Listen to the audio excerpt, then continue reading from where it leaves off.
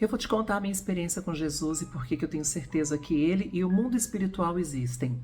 Eu tive uma visão e foi punk o negócio. O Chico estava no hospital com embolia pulmonar um pouquinho antes de nós nos casarmos. Ele ficou muito doente, eu fui para a televisão pedir oração, o Brasil inteiro orou por ele. E foi um movimento de fé como eu nunca tinha experimentado antes. Um pouco antes do milagre, eu questionei se Deus realmente existia e por que aquilo estava acontecendo comigo, justamente com o homem que eu mais amei no mundo e prestes a me casar. A resposta veio, e de uma maneira que eu realmente não esperava. Ainda no hospital, o médico tinha dito para mim, quando ele entrou em coma, de que ele não sobreviveria, que o caso dele era tão grave que ele arriscava dizer que naquele dia o Chico não passava. Eu entrei em pânico naquela ocasião e gravei um vídeo pedindo para que as pessoas me ajudassem em orações, que elas pudessem ficar comigo, me dar aquele apoio, aquela sustentação emocional, espiritual, porque eu realmente fiquei devastada. Naquele dia especificamente, conforme vocês sabem hoje, o Chico não morreu. Mas eu fiquei esperando o dia seguinte, porque o médico e todos os médicos afirmavam que o Chico não passaria daquele problema de jeito nenhum.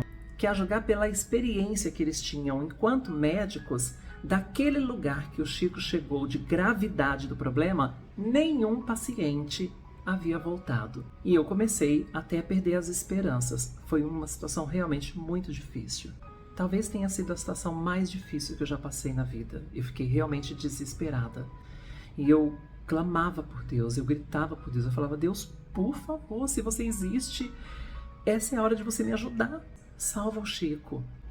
Alguns dias se passaram e os médicos ainda afirmando que o Chico não voltaria. Chegaram a dizer coisas do tipo para mim, eu sei que é legal você acreditar em milagre, mas calma, tá? Porque se o Chico escapar, o que é muito difícil, ele vai ficar pro resto da vida dependendo de um balão de oxigênio. É isso que você quer para ele?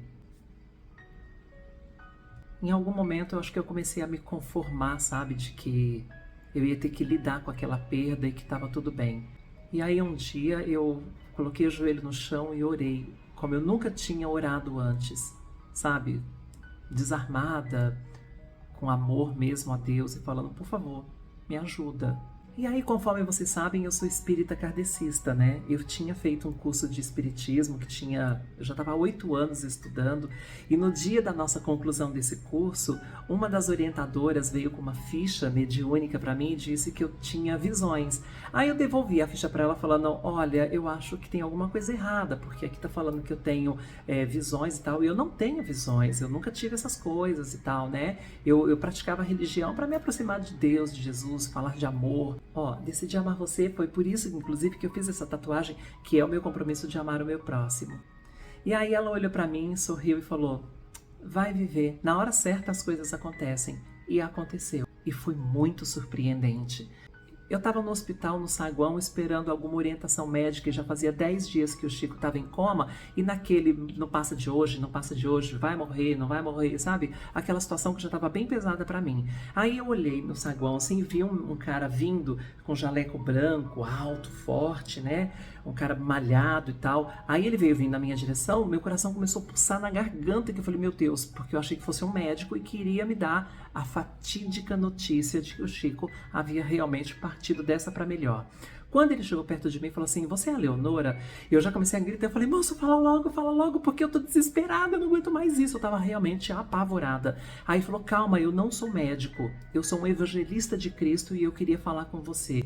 Evangelista de Cristo? Ele falou, sim. Eu falei, o que significa isso? Ele assim, para mim, você acredita em Jesus? Eu falei, acredito. Então, Jesus mandou te dizer que você vai ajudar a salvar o seu noivo. Você tem uns minutinhos para conversar comigo? Aí eu falei, uns minutinhos eu tenho todo o tempo do mundo. Talvez quem não tem é o Chico, que tá lá em cima, por um fio de vida. Ele tava com 99% do pulmão cristalizado e esperando só desencarnar. É um pulmão muito comprometido, né? Com muito menos as pessoas aí, a gente viu nessa era Covid, desencarnaram. Aí eu falei para ele, encurta o assunto e me fala logo. O nome dele era João Marcelo, a quem eu agradeço até hoje, e foi inclusive quem celebrou o meu casamento depois com o Chico. Mas qual foi a visão que eu tive que para mim serve como prova do mundo espiritual? Ele começou a me falar que quando Jesus morreu, Jesus já tinha levado junto com ele na cruz aquela embolia pulmonar do Chico, que o Chico não morreria daquilo. Olha que louco, porque o que o João Marcelo estava me falando a respeito de milagres, desse mundo espiritual e de Jesus, ia contra todo tipo de situação que os médicos estavam me falando. Eu falei, meu Deus, e agora? Em quem eu acredito? Porque nessa hora até a fé dá uma titubeada, não dá? E aí ele me fala então que existe uma coisa chamada cura bíblica e que em situações muito extremas e muito graves assim, é a melhor opção acreditar nisso. Aí eu falei, tá, mas e daí o que eu faço com isso? Ele falou assim, Jesus me mostrou que o Chico será salvo pela mão de quem ama muito ele, um fio condutor. E essa mão é sua, essa pessoa, esse fio condutor, Léo, é você. Quer salvar teu marido? Vai lá agora e salva ele. Aí nesse momento aconteceu uma coisa muito louca comigo, porque assim, eu comecei a ficar tomada por uma fé, por uma coisa, por uma emoção, que minhas mãos começaram a adormecer, minha boca começou a adormecer. Aí eu olhei pra minha mãe, né, que ela estava no hospital comigo, minha mãe sempre comigo, e falou assim, eu falei para ela, meu rosto tá inchado? Ela falou, não. Eu falei, nossa, eu tava me sentindo, gente, como se eu estivesse muito inchada. Até hoje eu não sei como eu fui parar no 3º andar daquele hospital na UTI. Eu voei até lá, porque eu não sei se eu fui de elevador, de escada, se eu fui subindo 3 degraus de uma vez. Até hoje eu não sei, porque eu fiquei realmente possuída por uma fé, por uma coisa que eu não sei explicar. Eu lembro de eu entrando nessa UTI e uma enfermeira chamada Daiane falando assim pra mim, Léo, por favor, eles estavam fazendo uma higiene no Chico, né, pra deixar ele limpinho, pra receber visitas, e ela falou, por favor, você não pode ficar aqui agora, a gente tá deixando ele limpinho, tá fazendo a higiene dele. Eu falei, não toque em mim. Gente, sério, eu tava tão possuída por uma coisa tão forte que eu parecia que eu ia explodir. Eu sentia que se eu não fizesse aquela oração pedindo a Deus aquele milagre, naquele momento o Chico realmente não teria sobrevivido. Eu sentia que era isso. Então, o meu desespero em tentar salvar a vida do Chico era tão grande que eu falei pra ela, não toca em mim, não toca em mim, me dá 1 minuto, eu preciso desse minuto. E aí eu cheguei até ele que estava deitado, impus as mãos assim, eu fechei os olhos e comecei a orar. E aí, nesse momento, eu tive uma visão. Enquanto eu orava e falava, Deus, por favor, cura ele, salva. Mas com muita fé eu fazia isso, como chorando, assim, e com muita emoção. Eu tive uma visão porque eu vi o pulmão dele por dentro, né? E assim, tudo preto, tudo cheio de sangue, uns veios de sangue, uma coisa assim, parecia umas algas marinhas entrelaçadas. E à medida que eu ia orando, essas algas marinhas iam ficando bem fininhas, virando um pozinho, limpava. Só que ele, olha isso, hein? Presta atenção para você entender o milagre. Só que ele continuava preto. E aí foi a hora que eu fiquei encafifada, porque eu fiquei pensando, meu Deus, que visão foi essa? O que isso quer dizer? Eu tentei decifrar a visão que eu tive, que foi muito clara na minha mente. E aí eu fiquei preocupada com o quê? Porque eu queria ter visto o pulmão dele branquinho e tal, porque essa coisa límpida, branca, ia representar essa limpeza. Mas eu vi aquele pulmão preto, né, escuro assim, e bem limpinho, mas escuro. E eu fiquei muito assustada com aquilo. Aí eu liguei para uma pessoa que eu conheço há 30 anos, contei essa visão para essa pessoa e perguntei o que será que isso quer dizer. Essa pessoa falou assim para mim, você já orou? Eu falei, já.